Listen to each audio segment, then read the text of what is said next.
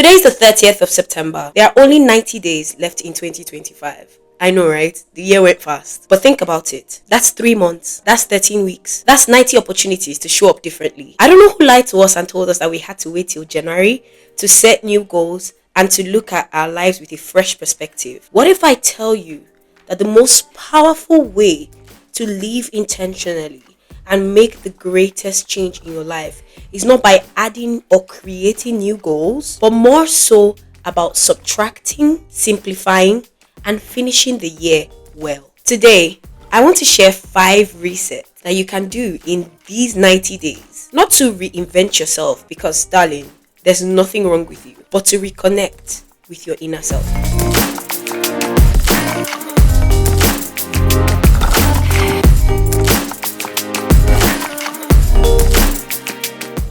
Hi, my name is Pearl and welcome to Intentional Living. Intentional living is not about cramming productivity into every moment of your life. It's actually about slowing down, asking better questions, and creating space for what truly matters. I know in my last video, I spoke a lot about creating habits that align with our values. But this video is not about habits. I'm trying to give you 5 resets that will help you end the year lighter, clearer, and more present. Without any further ado, let's simply jump into what these 5 resets are. The first reset that I'm going to talk about today is what I call the commitment audit. I want you to look at your calendar and ask, what are the things that I've put on my calendar for the rest of the year that I'm doing out of obligation, not necessarily out of joy, or not necessarily because it furthers my purpose. I know that when people think about productivity, they think about how much they can cram into their calendars so that they can feel busy and like they're doing something with their lives. But I want you to do something different. In the next 90 days, I want you to look at those commitments once again and honestly audit these commitments and remove one commitment that's draining you either physically, mentally, or emotionally. Maybe it's not about throwing the commitment away. Maybe it's about outsourcing or delegating it to someone else who is probably better equipped or better motivated to carry out that commitment. Time is one of the most important resources that God has given us. And using that time efficiently and freeing up your time for the things that truly make your soul happy is an act of intentional living. You need to ask yourself, am I doing this because it brings me a step closer to the person I'm trying to become? Or am I doing this because I would feel bad for saying no? The commitment audit will completely transform your life. I read a book 2 years ago. It's called The Best Yes, and it was written by Lisa Tekost. I think the subtitle of the book is Making Wise Decisions in the Midst of Endless Demands. Before I read this book, I struggled with the inability of saying no. I just couldn't say no. Pearl, could you help me do this? Yes. Could you become the content creator for my wedding? Yes.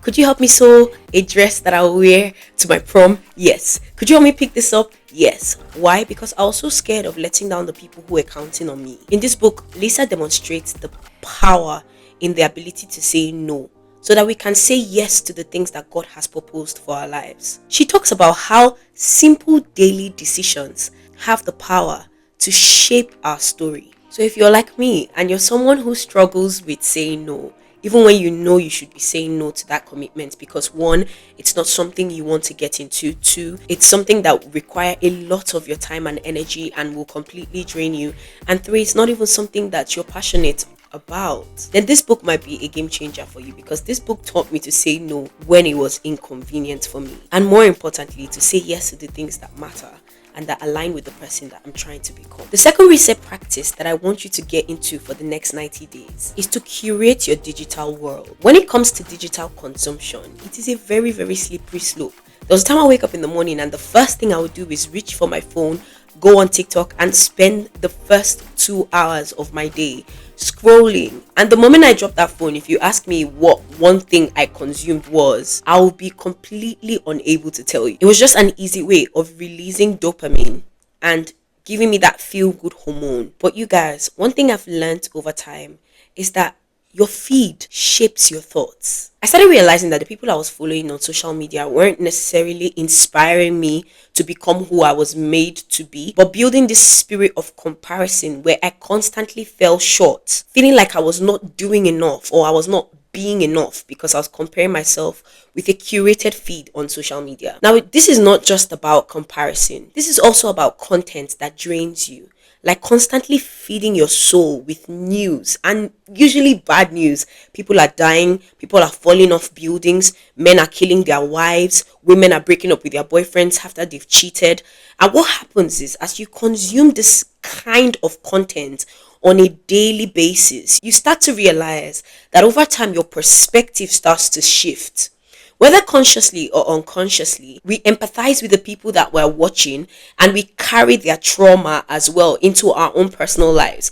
Now, you who has never been cheated on suddenly has trust issues. Why? Because of the content you're consuming. So before the end of the year, I want you to do me a favor and go through your feed. Please, please, and please unfollow accounts that drain your energy or that make you compare yourself to something that probably doesn't even exist. But don't just stop there with the unfollowing of those accounts. I want you to follow people that inspire you and that ground you in your goals. People who are currently in spaces that you want to be in. People who are currently embarking on projects that you want to commence. Because what happens is, when you wake up in the morning and you pick up your phone, what you see instead are things that will inspire you and ground you.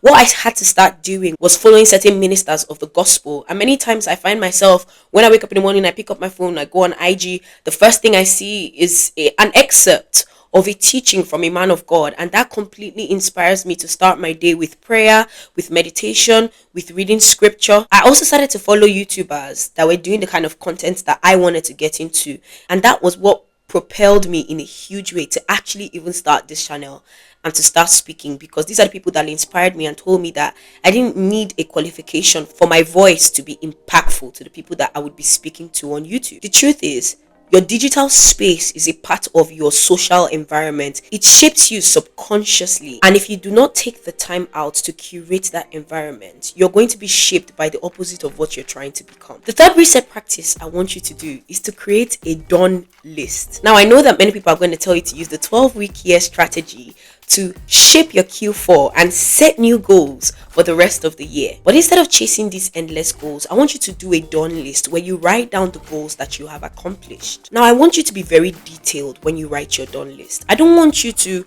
say, oh, I set a goal that I was going to save 500,000 naira and I didn't meet that goal, so it's not going to go on my done list. What were you able to save? 50k, 20, 100?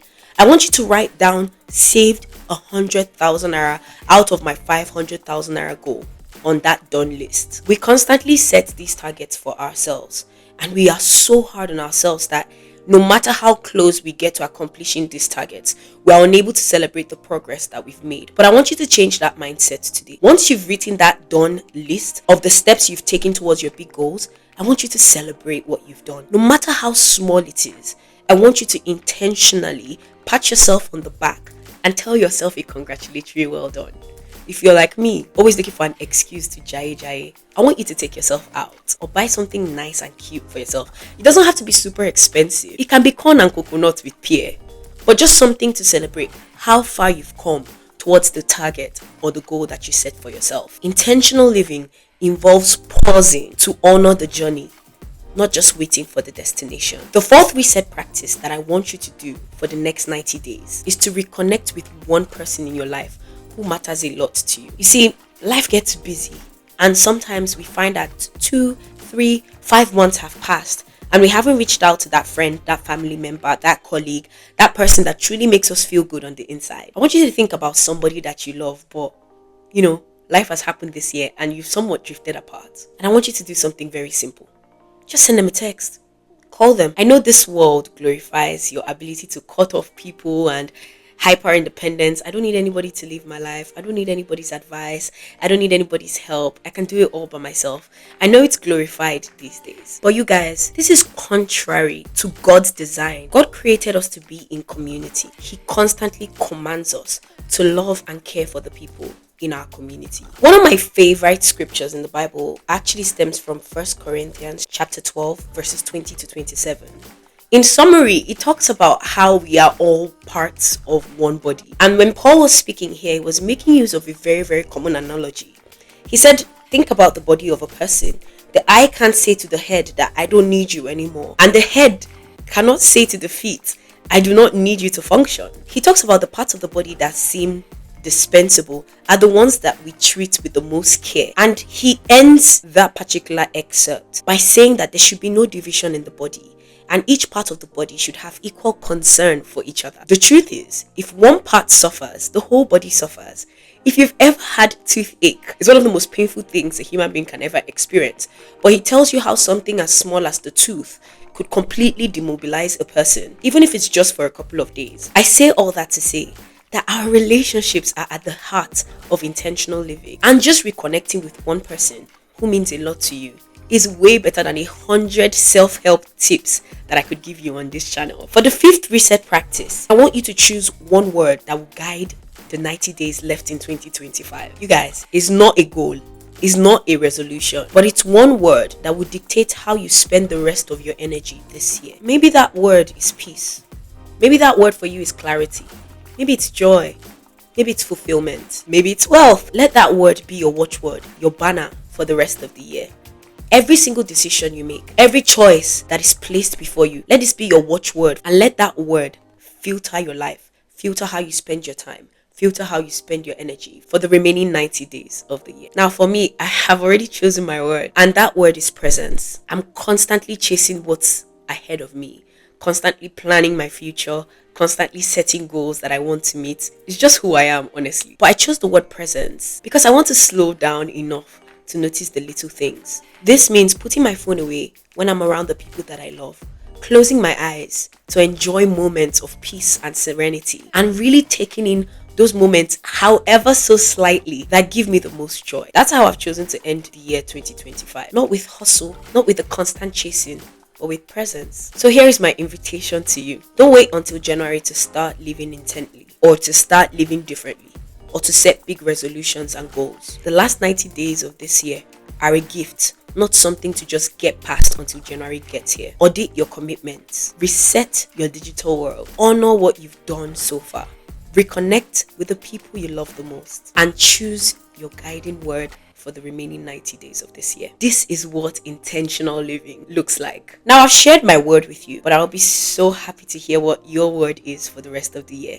Drop it in the comments below, and let's hold each other accountable so that we finish this year with intention. And if you're ready to keep growing with me, don't forget to subscribe and hit the bell so that you're notified every single time that I post. Like I always say, we're just getting started. Until next week, bye.